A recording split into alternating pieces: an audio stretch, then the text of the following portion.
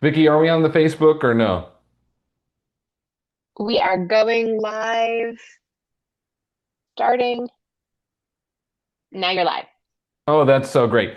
Hey, everybody, on the Zoom and in Pivot Shift Ahead, it's your friend James Shaw. We are back and better than ever for our Wednesday webinar series. We do this every Wednesday.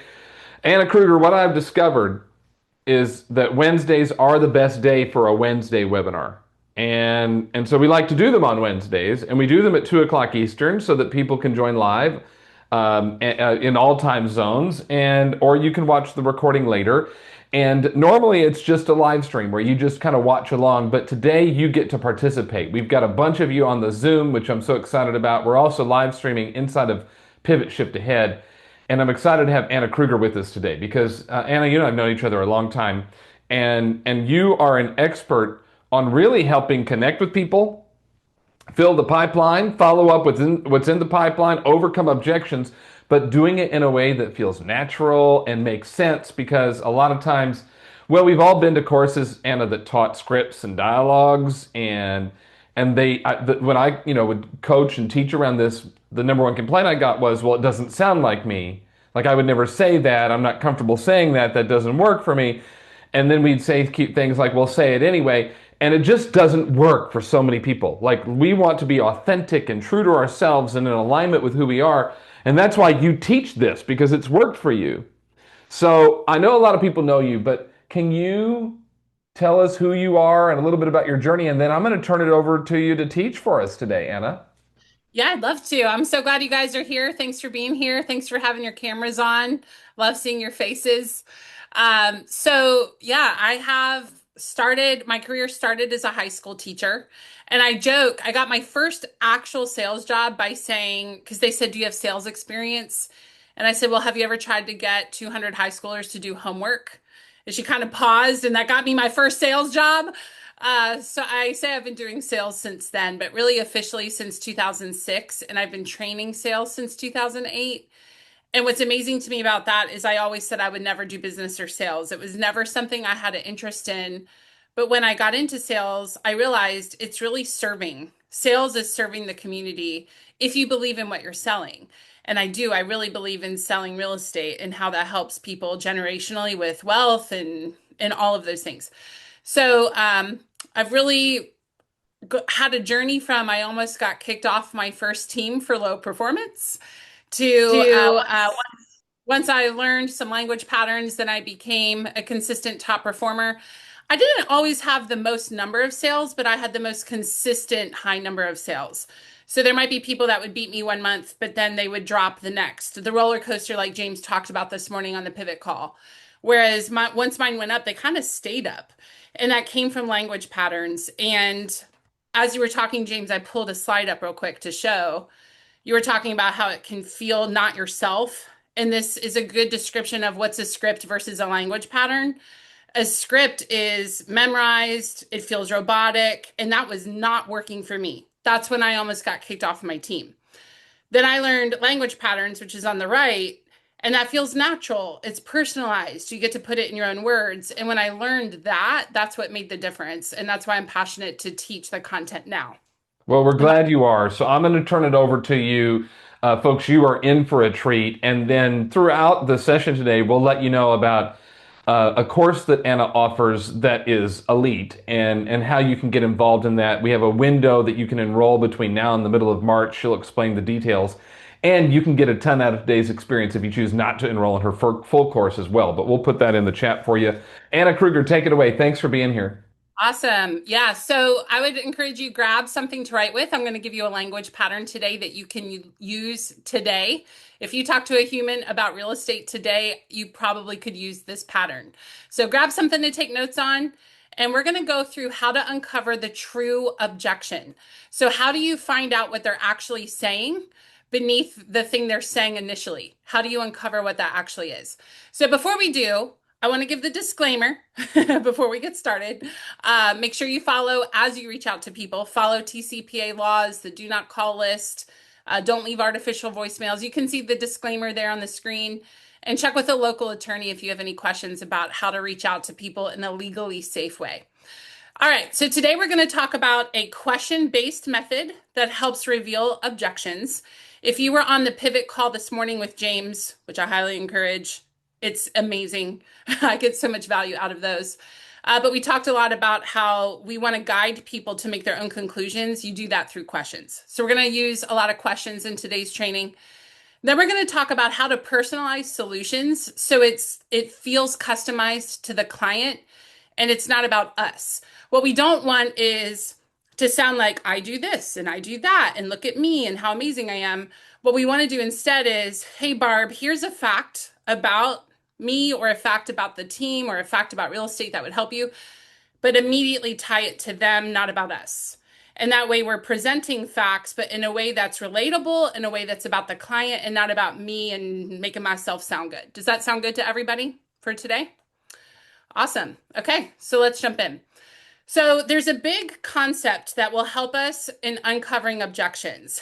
And it's the idea that most objections fall into one of two categories. And I say most because sometimes you have a person who's interested and they're just not qualified for some reason. But most objections are either lack of education or lack of motivation. So lack of motivation would be if you called me today, I don't want to move. I renovated my house a few years ago. I love it. I love my neighbors. You are a great agent, Lisa Swan. You're not going to get me to move. I'm just not motivated. And you are still a great, wonderful agent. Okay. So there are just some people who are not motivated. But then there's a category of people who are motivated, but they might be discouraged today. Let me ask you, anybody here have a goal, but you might feel a little discouraged sometimes in pursuit of that goal? Anybody? It could be anything, a health goal, a financial goal, maybe your real estate goals. We have days like that, which we talk about in the pivot call. James talked about that really well today with the roller coaster we sometimes feel, right? Well, that's our clients. And it's really easy to procrastinate on something that we're overwhelmed by. Can I be honest with you and very vulnerable? I keep a pretty clean house. I actually had to call the fire department I think it was last year, and they commented at the end, they're like, your house is so clean. I love a clean house. Right now, if you looked in my bedroom, you would think I got robbed. You would. You would probably think I got robbed. I have clothes everywhere, and it is driving me bananas. And it's to the point I'm overwhelmed. So you know what I've done? Procrastinated. And after this call, I actually time blocked a moment to go clean it up because it is driving me crazy. But can we all just agree that when you're overwhelmed by something, it's easy to procrastinate? Is moving overwhelming or easy? It's overwhelming. So we have to understand that when we call clients or meet them at an open house or bump into them, maybe you even meet someone in the grocery store who starts talking to you about real estate because you're wearing a real estate shirt. I mean, it could be anywhere. And you start talking about timeline, sometimes they sound like unmotivated people because they're like, oh, I want to wait till next year. But maybe they actually are very motivated. It's just gotten behind some overwhelmed feelings. Does that make sense to everyone? And so what we want to do is get really good at uncovering, well, why are they saying the thing that they're saying? And is it really a lack of motivation or is it a lack of education? Maybe I could help them understand something that would help them move forward. So those are the two big categories, education or motivation. If you can start to decipher which one, that's going to help you out. If it's education, it's just a matter of figuring out, well, what's the thing they need to know that would help them move forward. So let's have some fun with this. I want you in the chat box to tell me, why do you think, what's the assumption you might make in your head when someone says, I want to move, I'm interested, but I'm going to wait until next year? Tell us in the chat box. And if you think of 5 reasons, put all 5 in there and I will read them out. So we have interest rates. I love the interaction. It is flying by. So we have interest rates. Maybe they're in a lease. Maybe I'll make more money if I sell later. Finances not in order. I just don't need to move right now. I can't afford it. Waiting for the kids to graduate. Price, credit. Let's see. I'm reading out ones that are different than what I've already read. Retirement. So I'm up to 10 if you've been counting. Saving. Maybe I want to save. That's number 11. Maybe they think they need a bigger down payment. I have work to do on the house. Too much going on. That's up to 13. And I know I'm missing some because you guys are amazingly responsive, and I have 97 I haven't even read yet. So just from the ones I read, we have 13 different reasons, just real quick, about why someone might say, I want to wait until spring. Well, we don't have to say what classes they've been. Please don't actually. But have you ever been in a class and they say, here's your one-line response? When they say, I want to wait till spring, your one-line response is, and then fill in the blank. Can you see how from the example we just did, that's like throwing a dart with your eyes closed and hoping it hits the right spot? Because your one-line response might not relate to what's beneath the surface, right? What if they said, I want to wait till spring, and it's because they're retiring next year? But maybe you assumed it's because they think it has something to do with pricing or the market. Do you see how if you have a one-line response, without uncovering it, we're actually addressing the wrong thing, right? There's something I want you to write down. I learned this from Diana Kokoska. Some of you remember her, but she taught me people want to look good and be right. People want to look good and they want to be right. So let's go back to the one-line responses. Problem number one is it might not even be addressing the right thing. That's problem number one. That's pretty big right there. But problem number two is a lot of the one-line responses that can make the person feel wrong, right?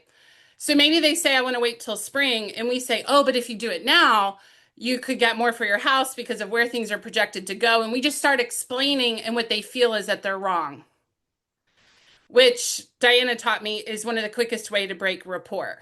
Make them look good and make them be wrong. So are we seeing the problem with just a quick one-line response when we hear an objection? Might not be solving the right thing, and it's not going to help us with rapport. So would you like to learn a better way today? That's the plan. So if so, you're in the right spot. So let's talk through how to instead approach them with questions to uncover what's actually going on and dive in. So I'm going to give you a 4-step process to uncover an objection. Then I'm going to give you a way to curate the way you solve it in a way that's very personable and tied to them. Okay? So step number 1, you're going to welcome and rephrase that objection. So if Vicky says to me, Anna, I'm going to wait till next year, I'm going to say something like, I'm so glad you told me. Thank you for being honest. So what you're saying is you want to wait till next year. Is that right? Okay, great. And by the way, if I'm rephrasing what they just said and I say, is that right? I'm going to get a yes, which is really good when I'm handling objections, right? And the reason this is called a language pattern is you don't have to say it exactly like it is on the screen, but follow the science. So you could say, thanks for letting me know. Or you might say, I appreciate your honesty. Or, hey, thanks for being upfront with me. So put that in language that works for you, but you want to welcome it, rephrase it, is that right? And that's step number 1. So raise your hand or use the chat box. Don't just call out. But why do you think it matters from a psychology standpoint to welcome it first? Why take the time to say, thanks for telling me, or thanks for being honest? What's the psychology there? Susan, go ahead. Thanks for raising your hand. Sure. Well, it goes back to that they want to feel right. They want to feel seen. You have to make sure that you're validating what they're saying because it feels terrible for someone to feel that someone's not really listening and validating your concerns. Yeah, you hit the nail on the head. And reading the chat box here, and I love the people in the chat box because a lot of you have been in the class, and I love that you still show up for more learning. That's why you're so good at what you do. So I love seeing you guys here. Yeah, it's validating, and it also creates a welcoming environment. Have you, do you, don't say who it is, but it might be an in-law, but don't say who it is. But do you have someone in your life that you think, I just don't like telling them things because there's always some sort of dramatic reaction, right? What we want is to be the person that they feel comfortable telling concerns because we're a safe place. If I'm not a safe place to give objections to, I'm going to miss objections because they're not even going to tell me them, right? So if they give me an objection and I have a reaction right away and I'm not welcoming of it, I'm not going to hear objection 2, 3, and 4. Have you ever set an appointment and you felt like you were really on the same page and then they disappeared into the wind? You might be thinking of a name right now. Sometimes that's because we missed objections. They didn't even bring them up because we weren't a safe place to give them. So when you say, hey, I'm so glad you were honest with me, I really appreciate that. I'm a safe place now for them to have honest conversation. So that's step number one. Thank you for letting me know. I think you're saying XYZ. Is that right? And that's the idea. Matt just said people must feel welcome to come off mute accidentally. That is hilarious. You are right. All right, number two. Now we're going to ask digging questions. Now, if you have them in the class, you know exactly what a digging question is. But I know we have a lot of people here who are new to this type of content. So let me teach real quick what a digging question is. A digging question is taking a word or phrase they just said and turning it into an open-ended question. So let's practice. And especially if you've taken the class, I'd love for you to volunteer because you know exactly what we're doing here. I'm going to give you a word and I want someone to raise their hand. I'll call on you and do an open question off of the word I'm about to give you just to demonstrate. And I'm going to pick the word pine cone just to show that you can do this with anything that they give you, right? If you can ask a question about a pine cone open-ended, you probably can ask a question about real estate open-ended. So somebody either unmute or use the chat box. What's a question that you could use open-ended to ask me about the word pine cone? Luis, hello, go ahead. Hey Anna, can you tell me what about pinecone is important to you? Yeah. And I think you fixed it. When you say, can you tell me it's closed? But I think I heard you catch yourself. Tell me is open, right? Can you tell me makes it closed. So tell me what's important to you about a pine cone. So my answer is I love bonfires and it's a great way to start a bonfire. They really catch easy. Let's do one more. Somebody asked me a digging question off that answer. I love to start bonfires. Who has a good question off that one? And then we're going to bring it back to real estate. What do you Tanya, like? go ahead. Tanya, thanks for raising your hand. Go ahead. What do you like about bonfires? Good question. I love to bring people together. And I find that when I throw a bonfire at my house, I can get 30 people in my backyard making friends and connecting and having fellowship. That's what's important to me about a bonfire. And we'll stop there. Guys, I gave you the word pine cone. That's a pretty basic item. Did you just learn something about the way I think? How many questions did you ask me? Two. Just two. That's a digging question. Okay. So take a word or phrase that they say and turn it into an open-ended question, such as what's important about blank to you? What's important to you about pine cones? What will pine cones do for you? And I did that on purpose because I use pine cone in most classes and it always leads to an in-depth discussion. And I want to show you that you can do this with anything that they tell you. So let's go back to real estate here, okay? So if they say, I want to wait until spring, you could say, well, thank you for telling me. I appreciate you being honest. I think you're saying you want to wait till spring. Is that right? Yep. Okay, great. What about waiting until spring is important to you? And maybe they'll say, well, I want to have a bigger down payment. Okay, well, what makes you feel that having a bigger down payment is important? And I have two examples on the screen. You can use any open-ended question you want. So tell me what's important to you about a bigger down payment, or how will a bigger down payment impact you? Well, true story, I had a cousin give me this response a few years ago when I knew interest rates were predicted to go up.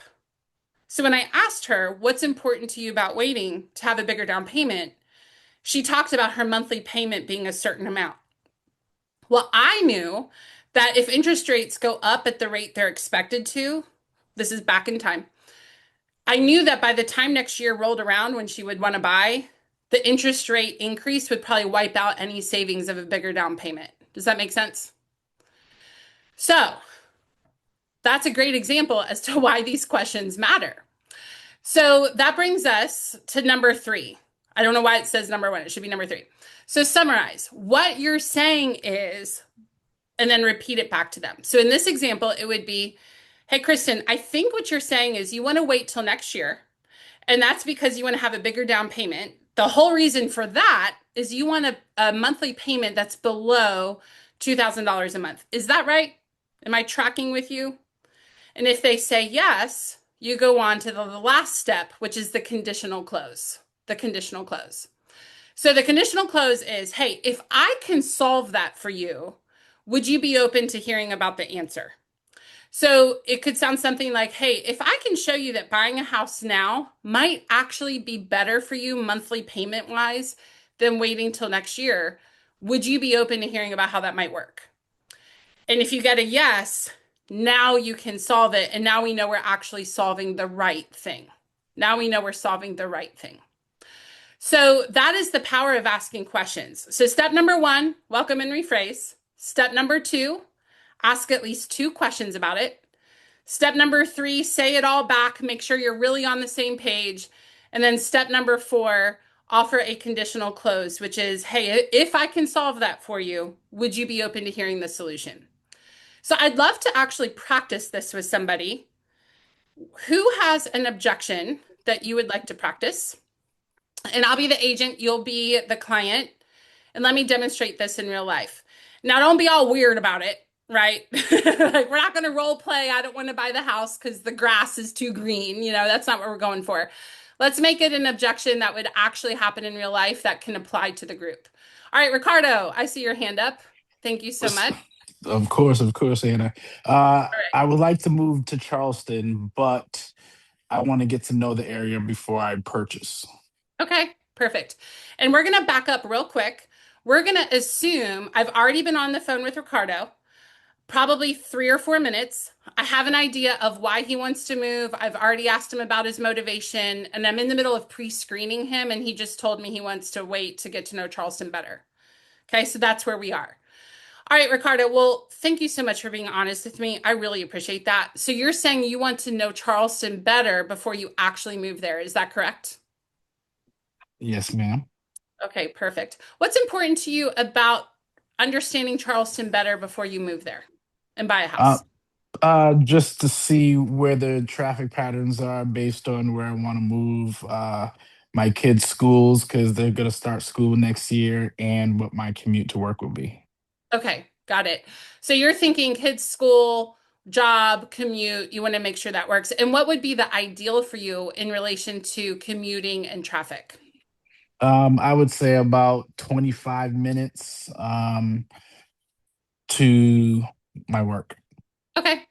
So I think what I'm hearing you say, Ricardo, is the reason you don't want to buy just yet is you want to make sure that you would only have about a 25-minute commute for school, for the kids, for work for you. Then you would be comfortable buying a house. Is that right? Yes. Okay, perfect. Now, Ricardo, if we could even now understand traffic patterns, the commute time frame from where you would buy to where you would go to school, go to work, would you be open to buying a house sooner if we knew that it would take less than 25 minutes to get there? Uh, Probably. Okay. Now pause. I didn't teach this part yet.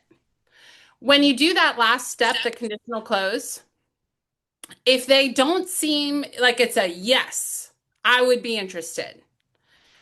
Then I'm going to say, well, what else is holding you back? Don't we usually have more than one objection with people? It's kind of normal, actually, that they have more than one objection. And so, even though he said yes, he sounded a little hesitant. Do you guys agree to that? He just didn't sound quite so sure. So, if this were a real call in real life, I would say, hey, Ricardo, I heard you sound a little hesitant. I don't want to assume anything, but is there something else holding you back from buying a house right now? And that would give him a chance to either say, well, yeah, and then give me a second objection, or clarify why he might have sounded a little bit hesitant. Okay. This is not a difficult pattern, but I realize there's a lot of nuances to it. So I want to take a moment and open it up. What question do you have only on what we just did? Not on another topic, but just that demonstration of the 4 steps.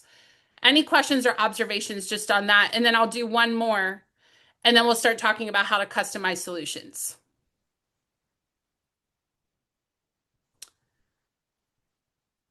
Marvin said in the chat box, is this similar to isolating the objection? Yes. So that's what we're doing here is through asking the questions, we're really drilling down into what is the real objection? And also, is there more than one objection? Is there another one out there somewhere? Tanya, go ahead. Thanks for raising your hand.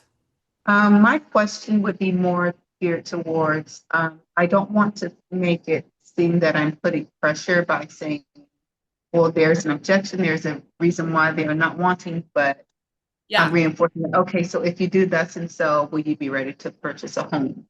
So I Yeah. don't want to make it feel like I'm adding pressure. So I don't know if it has to do with how I phrase that or what your thoughts are. I'm actually really glad you worded it the way you did. So I noticed a tweak. You said, would you be open to buying a home? The actual step is, would you be open to hearing about it? So if I could show you why now might be better than next year, would you be open to at least just hearing about it? So where I see people fail with this objection handler, is they go for too strong of a close on step number 4. They go to, hey, if I can solve it, would you meet with me today? If I can solve it, would you buy a house tomorrow or would you buy a house really soon? The question is, hey, if I could explain a different alternative, would you be open to at least just hearing about it? And that is usually a very easy yes. The other thing, and I'm just going to draw an analogy real quick. What we have to understand is we're on this hour webinar, right? And I'm teaching you one little teeny tiny snippet of a much larger conversation, right? Imagine, Tanya and everyone, if we were doing a buyer or a seller presentation right now to sellers, and we said the one thing that you need to do to sell your house is take great pictures. Is that really the full picture of what it takes to sell a house?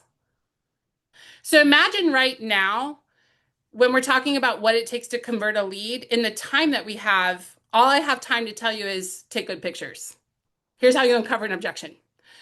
But Tanya, to go back to your question, in a real conversation, I would have already spent 3 minutes digging into their personal motivation. And that's what it's about, right? I think when we're practicing just uncovering an objection, it can feel a little weird when we're just practicing because we don't know anything about the client. We're just practicing a hyper specific scenario. But in a real conversation, I might know Ricardo has aging parents in Charleston. He wants his kids to get to know his parents before they pass, and he really wants to live near the beach. So when I'm talking to him about, hey, buying a house sooner, if we could solve the commute challenge, it's going to be about being near his parents, not because I'm trying to push him to do something. Does that make sense? Let me know, It Tanya. does.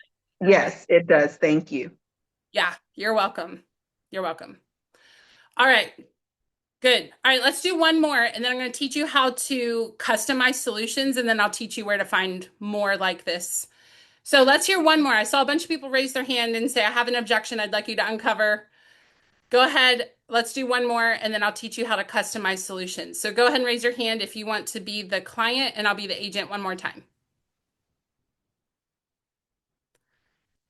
Daryl, are you raising your hand? Yes, Okay. I see you clapping, but I was like, I think that's meant to be a hand raise. it was All meant right, to be. Daryl. So Hi. again, pretend that Daryl and I have already been talking, say 3-4 minutes. I know his motivation. I'm aware of why he wants to move. That's a big part of something we would have already talked about. So Daryl, what's the objection? I had a conversation this morning, and the gentleman wants to wait to March the 9th to clear the days on market on the MLS. And he lives out of state, and it's going to be a remote listing and closing. And so, he's a little. But my real question was, if he has 3 or 4 objections, are you asking what's important to you about X, you know, on each of those objections? So think of it like I'm going to do the pattern with all 3 of them. If they have 3 objections, I'm going to run through the pattern 3 times for each objection. Okay. So I'm not going to lump them together. I'm going to isolate them. So objection number 1 is this. Let's run through it. Objection number 2 is this. Let's run through it. And objection number 3 is this. Let's run through it. Yeah, which I'd like to demonstrate. So Jasmine, do you have an objection that I can uncover? Just give me the objection as if we're on the phone with each other right now. Jasmine, go ahead. Thanks for raising your hand. Um, I don't want to I don't want to move out of state because I don't want to leave my granddaughter. Okay. Oh, that's a good one. Again, I already know her motivation. Okay. So, Jasmine, I can so appreciate that. Thank you for being honest with me. So, you want to move, but you don't want to move because your granddaughter. Is that right? Yes, that's right. Okay. This might be an obvious question, which I like to ask when it feels like an obvious question. Okay. This might be an obvious question, Jasmine. But what makes you not want to move away from your granddaughter? There's a lot of families that live far apart from each other and they're okay with that. So what's making you hesitant about moving away? I'm just I just want to make sure she's okay before I leave, so I feel Okay. more comfortable, Okay. And if what that would makes you get? sense. Oh, it makes total sense. I think that's being a good grandma. What is it that you would need to feel like she's okay? I'm thinking maybe if my I don't honestly, I just feel like if there was more establishment with my son and her, maybe him getting his own house, I'm not sure yet. Okay. So I think what I'm hearing you say is you're hesitant to move because you want to make sure your granddaughter is okay. And you're not Hmm. entirely sure what you would need for that, but it might be your son having his own house. Am I hearing that correctly? Yes. Okay. Hmm. So if we can figure out a way for you to feel good about your granddaughter being safe and settled and perhaps your son having his own house, would you be open to possibly moving and hearing how that might work? Absolutely. I think that would help me. That would calm my nerves. Okay. All right. Well, let's see what we can do to make that happen for you. And then I would go Okay. into some solutions. Now, again, understand you're getting a teeny tiny snippet of a much bigger conversation, right? This is me telling you take good pictures to sell your house and nothing else. There's a lot of, that we're not teaching today. But what I would then do is go on and basically pre-screen Jasmine and find out a little bit more about where she wants to go, her pricing. Tell me about your son. What's the situation there? I would ask a lot of questions to figure out her whole scenario and then come up with a plan. My guess would be this could be our next step is let's meet with your son and you together and come up with a plan about his housing and your housing at the same time. That would probably be where it would go. Okay. So that's how you uncover it. Now, let me go ahead and go on to how to customize solutions. And I already said this, but let me just talk about this real quick. If they say yes, I'd be open to hearing about it. You're going to give them what's called a feature benefit statement, which I'll show you in just a moment. If they say, no, I'm not interested in that, I still wouldn't want to do it, then I would say, all right, well, what else is holding you back? And maybe there's a second objection. Maybe Jasmine would say, I really want to move. My husband does not. Okay, tell me more about that. And I would just go back through the pattern. And here's the thing sometimes you uncover it and realize, I cannot solve this. This is somebody who is not going to move right now. Sometimes that's how it goes. But at least now I know what I'm actually dealing with. Or it could be, oh, I can solve this. This might be a lack of education or they're overwhelmed. Let me see what I can do to help them out. Okay. So now let's talk real quick about how to customize a solution and then we'll share where to learn more like this and I'll open it up to questions. So we're going to talk about something called a feature benefit statement. I mentioned at the beginning of the class, sometimes when we're sharing the solution, I know at least for me, I used to feel a little braggy. That never felt good. So, for example, I might say, our team sold 500 homes last year. What I meant was we have experience, so we know how to help you. We've done this a lot. But it always just felt cringy to me, to be honest with you. So that's where what something called a feature benefit comes in. So what you're going to do is you're going to share the fact, feature, fact, same thing. But then you're going to add what that means for you, Jasmine, is, and then customize it. So, for example, I had a client one time who was very interested to sell her house. Her hesitation was she worked third shift. So her whole thing was like, how am I going to communicate with you when I sleep while you're working and then vice versa? Like I sleep when you're working and then you're awake when I'm working. How do we do that? How do I sell a house like this when I work third shift? Well, I knew that we had a CRM that she could log into 24 hours a day and read all the comments of everything we did on her house. Did we take pictures? How many showings did she have? And so I knew for her, once I uncovered her objection and I realized her main concern is communicating when she's awake at nighttime. How do we do that? So I said, we have a CRM, or I use different language with her. We have a system that you can log in 24 hours a day, anytime you want. That's a fact, right? But to make it very customized for her, it was, we have a system you can log in 24 hours a day, anytime you want. You can see all the comments we've made on your home. What that means for you is you could be on your lunch break at 3 a.m. while I'm sound asleep having a dream, and we can communicate to each other on your own schedule. You don't have to worry about not being able to communicate with us. And true story, she ended up deciding to move forward once she realized that system. So that's how you create a solution and then tie it back to them. My cousin, who was hesitant to move because she wanted a bigger down payment, and I knew interest rates were rising at the time, something like that could sound like, hey, Christy, interest rates are expected to rise. What that means for you is if you wait a year to save a bigger down payment, your savings could be wiped out by the interest going up. So it's just delaying you a year, and you're going to just pay more in interest where you could put that towards principal. And she actually bought a house within 3 months, and she thanked me. And so that is how you do objections and customized solutions. I know this probably felt fast. In class, we usually spend about 2 weeks on this, because can we all agree that uncovering objections is a key factor in having people move forward? Right? If you're good at uncovering objections, you're probably working with a lot of clients because you're really good at this one thing. So we spend a lot of time on this in the actual program. Today, I wanted to give you as much as I could in the hour so that you could use it today as quickly as possible. But just know, if it felt fast, it was. And we spend a lot more time on that in class. So you might be wondering, where can I get more information like this? Remember I said it's almost like I'm telling you sell a house by taking good pictures, but we're leaving out a lot of other things you need to know. Staging, pricing, all of those things. This is one snippet of what it takes to have more clients. So if you would like more like this, we do have a program.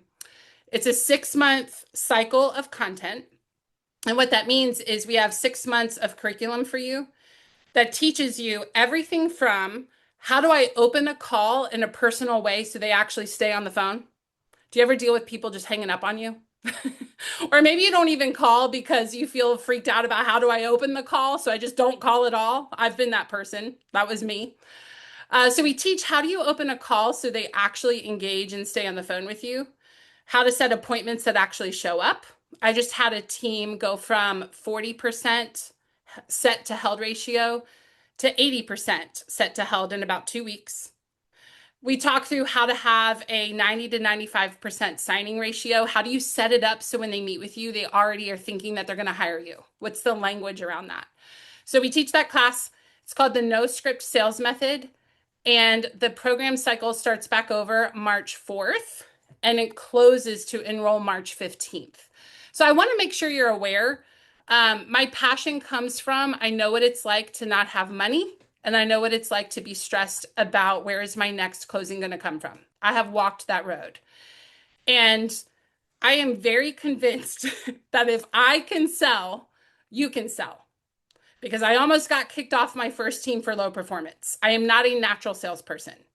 And so if I can do it, you can do it. And it's really the language patterns that turned everything for me. So the website to know more, noscriptsalesmethod.com, will bring you to this page. I'm not going to talk a ton about it now unless you have questions, but if you go there, you'll see a video about how it works. You'll see a description of the program. You'll see the components of everything you get.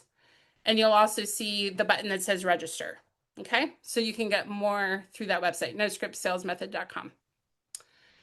Joanna said, can you join later into the program? It will close March 15th and not open again until towards the end of 2026. So if you want the class, now is the time, or you'll be waiting till towards the end of the year. Okay, what questions do you guys have, either about what I just taught you or the program, we have a decent amount of time to field questions. So go ahead, raise your hand if you have a question or a comment, or use the chat box. Either one.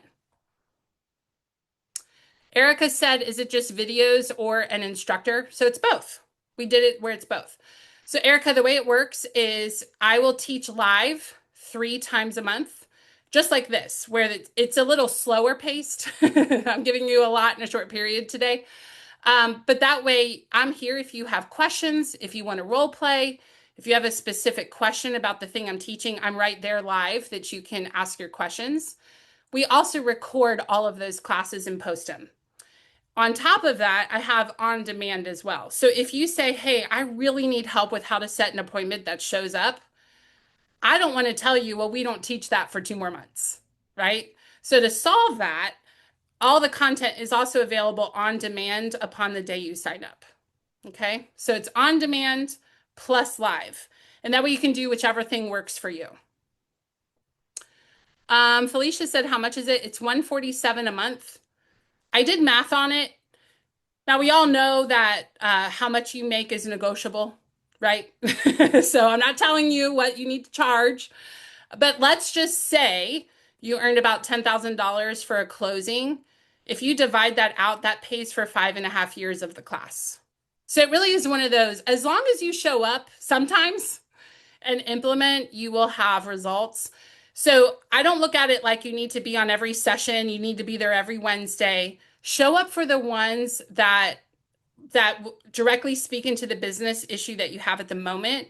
If you grab one thing a month that will help you have more closings, it will astronomically pay for itself. And that's why it's a continuous subscription of most people that take this. I've been teaching this for years. They're in it 3, 4, 5 times because you learn something different and you can't catch everything one time around.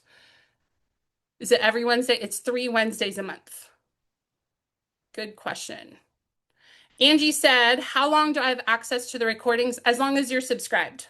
So you, after 6 months, if you say, hey, I got what I needed, great, you can cancel your subscription, but you will also lose access to the library. So take good notes.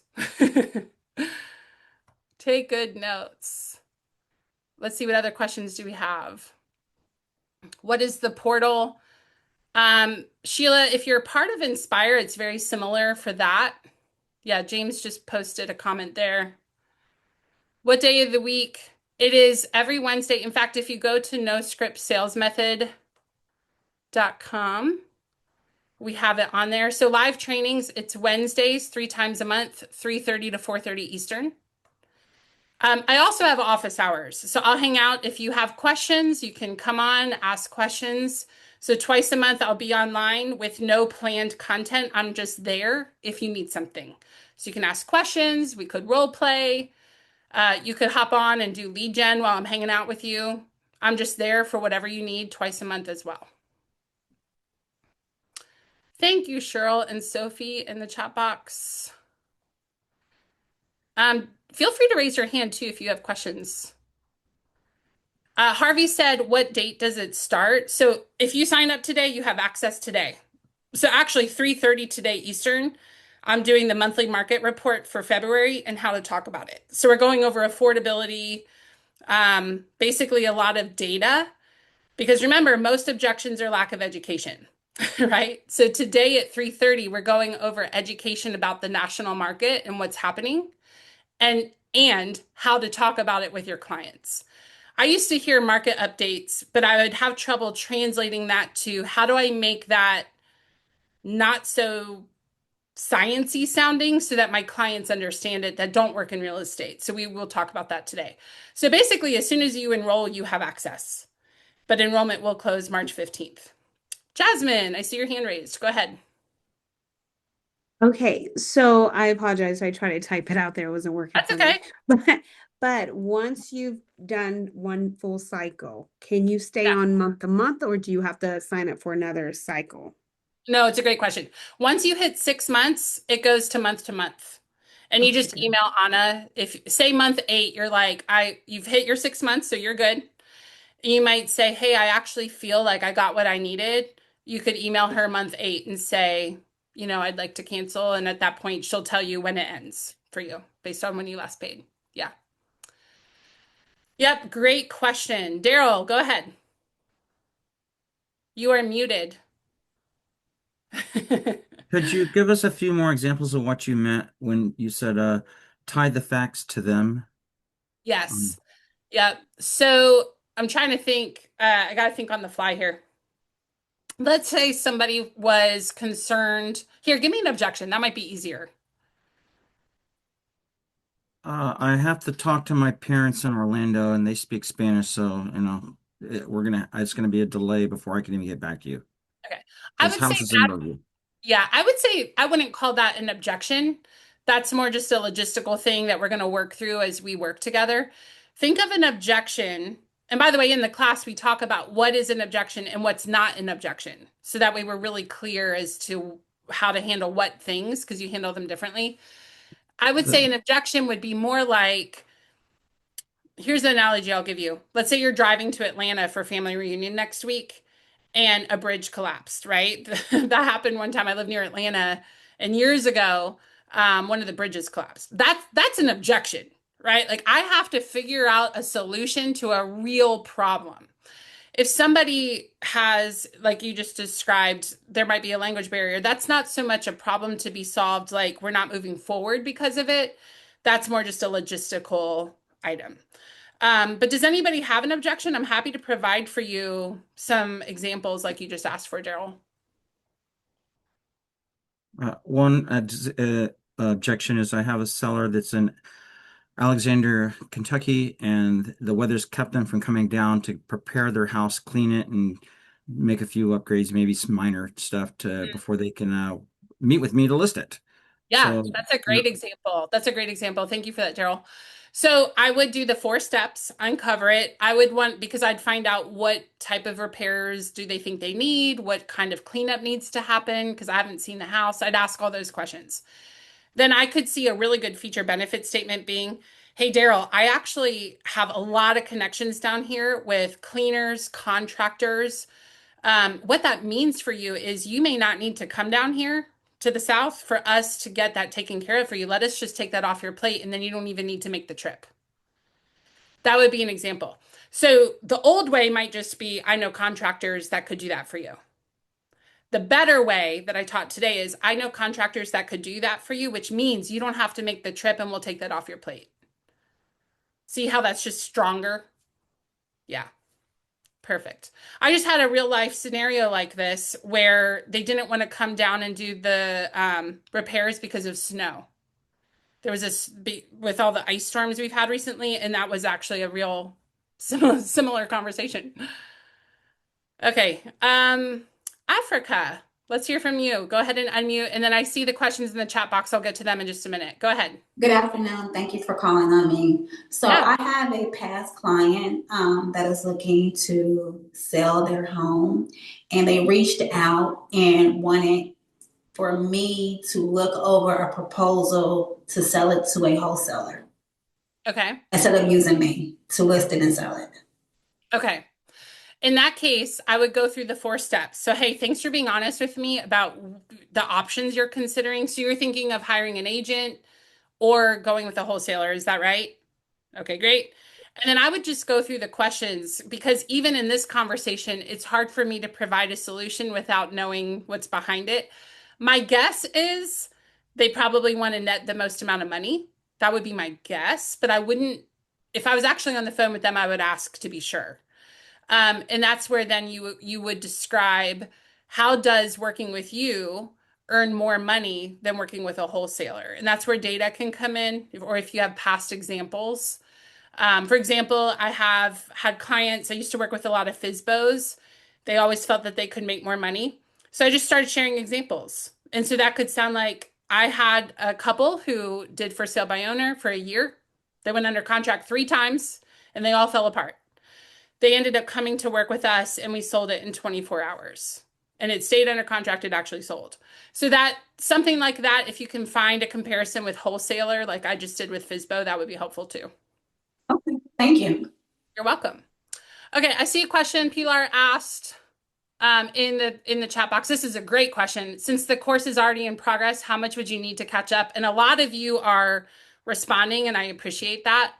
I want to actually dispel the idea of there being a catch up. So what we have is every 6 months, we restart the cycle of content. There's content that's core that we teach over and over because it's core content. Okay. So I like to ask myself, do I know the content well enough when I'm taking a class? Do I know this content well enough that if the teacher was out sick and they called me tomorrow and said, could you teach session 2 for me? Do I know that class well enough that I could do it? And if not, I take that as a sign, let me stay engaged because these are core concepts that are foundational to the success of my business. So a lot of people stay and cycle over. And that's why every 6 months we repeat the core concepts. We also once a month will do a market update, and that will change every month because the market's constantly changing. And we'll teach you how to talk about it. So Pilar, what I would say is merge into where we are now. March 4th is when the cycle will start back over. That's why it's open right now. But I wouldn't go back in time and try to catch up. I would simply merge in where we are now and start focusing on what content that we're teaching right now, were you to implement would increase your business, and just focus on that. Don't overwhelm yourself. I would just focus on what we're doing right now. Hopefully that answered your question. Awesome. Yeah. And that's why, just reading the chat box here, that's why we open it up twice a year. We want to have you start generally about the time that the cycle starts back over. Good. Juliet said, how long have you been teaching this class? Oh, Luis, I missed it. Gave a testimonial. Thank you. Yeah, I've been teaching this since 2008 in a different industry. In 2013, I started teaching it in the real estate industry. And I have taught at this point thousands. It doesn't really matter how many people I've taught. I think what matters more is what kind of results they've seen. I had a team email me or text me last week, a team I've known for years. They've taken the class at least 3 times. Their whole team, they on average sell 500 homes a year. Last week, they messaged me and said, we want you to know we have 90% signing ratio. So they meet with somebody and they get hired. 90% signing ratio for sellers, 95% for buyers. And this is a huge team selling 500 homes per year. That is far above industry average. So I think what matters most is what kind of results are people getting from the program above all. And that's the kind of stuff that I hear where I sit. And if you've been in the class, feel free to share. Put it in the chat box. That would probably be really helpful.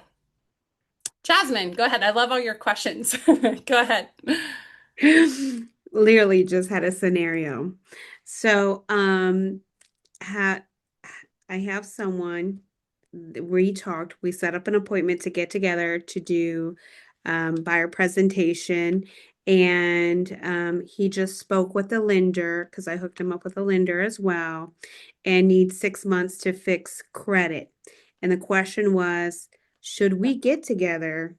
Should we still get together? How would you go about that scenario? I don't think there's a right or wrong. I would look at how much time is available right now, meaning, am I overwhelmed with appointments or do I have some room? I generally like to meet with sellers 6 months before they sell and buyers 3 months before they're ready to move. But if I didn't have a lot of appointments going on, I may go ahead and meet with him because I know once we meet in person, it can up connection and it can up interest. But the fact is, he may just not be qualified for 6 more months. So I don't know, Jasmine, that there's a right or wrong. I know for me, setting appointments, sometimes I would decide based upon how busy we were. If I was struggling to find where to fit people in, I would not meet with him yet, but I would definitely stay engaged over the phone for sure. If I had some room, I would possibly go ahead and meet. This is something I didn't teach today, but Jasmine, this relates to your question. We studied this actually. If we set an appointment and it does not happen within 48 hours, the likelihood that they will show up drops from 70% down to 20%. So what I wouldn't want to do, if I have one spot open in the next 48 hours, I wouldn't want to give that to someone who's not qualified right now.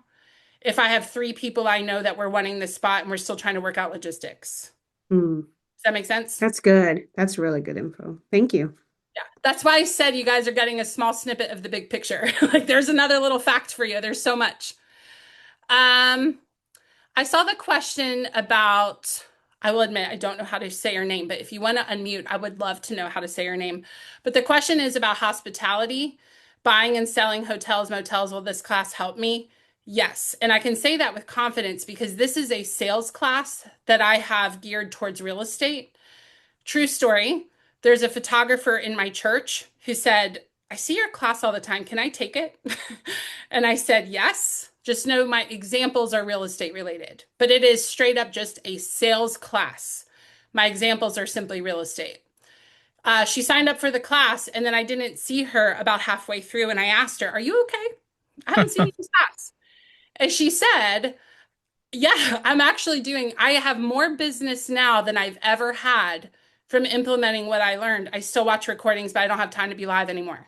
And she's a photographer, not even in the same exact industry. So if you talk to humans and your goal is to serve them well, help them uncover what they need and decide to work with you, the class will help, even if it's a little bit different than the traditional real estate. Thank you so much. You're welcome. How do I say your name, by the way? Iftikhar Haq. Iftikhar Haq. Did I say it right? Yes. You're Yay! close. Okay, good. You're close. It matters to me to pronounce names correctly. I think that's important. Thank you. No, thank you.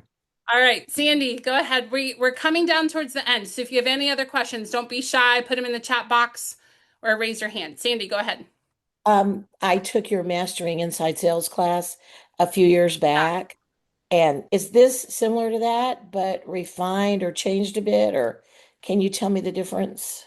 Yeah, it's similar in that the core concepts haven't changed because they're core concepts, right? Like psychology is still psychology is still psychology. Sure. What is different is the monthly market update where we talk about what's happening in the market. How do you talk about it with your clients? That changes, and we do talk about that.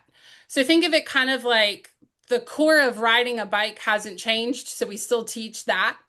The scenarios of modern day real estate will change, and that we incorporate. So how to use it in today's market and the Yeah, changing times. yeah, Okay, great. Thank you. yeah. You're welcome, and thanks for being in the class before. I You're appreciate it. welcome. In case y'all can't tell, Loved I it. love what I do. I can't do that though if there's no students, and you guys have been amazing helping me continue to do what I love. So thank you so much. All right. Any other questions? Yeah, Donna. I want to shout out Donna Gilbert. Donna's everywhere. I see you She everywhere. is. You are amazing, Donna. You are so many places, and I think that speaks to your success.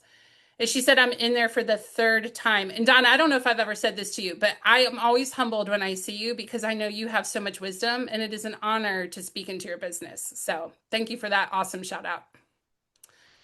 Luis, go ahead. I talk about a testimonial. I literally just used one of your conversation patterns to book an appointment tomorrow at 2. Perfect. And Louise too. She's somebody that's been very engaged, and I just really appreciate you guys. All right, Daryl, you may be the last question, so go ahead. Any advice on common objections, like including pricing? You know, Yes. you're at one price and you're in their mind, they're at a much higher price. Yeah, so that goes back to education versus motivation. So if you're to the point you're talking about what should the price be, that's an education piece. So here's a quick stat you could use. When you price a house exactly right for the market, 60% of people will click on it. If you overprice it by 10%, now only 30% will click on it. So think of that as your online showings. Those are your first showings. Your online presence is your first showing. So that statistic right there, Daryl, can help overcome that objection. I would first start though with, thank you for telling me how you feel about price. What's important to you about that price? And I would uncover through the 4 steps. But when it got to the part for education, that's a stat that you could use. I see a question I got as a private message. So let me answer that real quick. The question is this about setting only seller or buyer leads or both? It's both. It's buyer, seller, because either way, they're people, right? And so what we teach in this class is timeless psychology of how to help people make decisions and help them move forward. So buyer, seller, investor, rental, hospitality, apparently even photographers. It helps people move forward um, if it makes sense. We're not about, and James talked about this on the pivot call this morning, and I hope you join those. They're excellent calls every morning. Um, but we're not going to talk someone into buying a house or selling a house that they don't already want to buy or sell.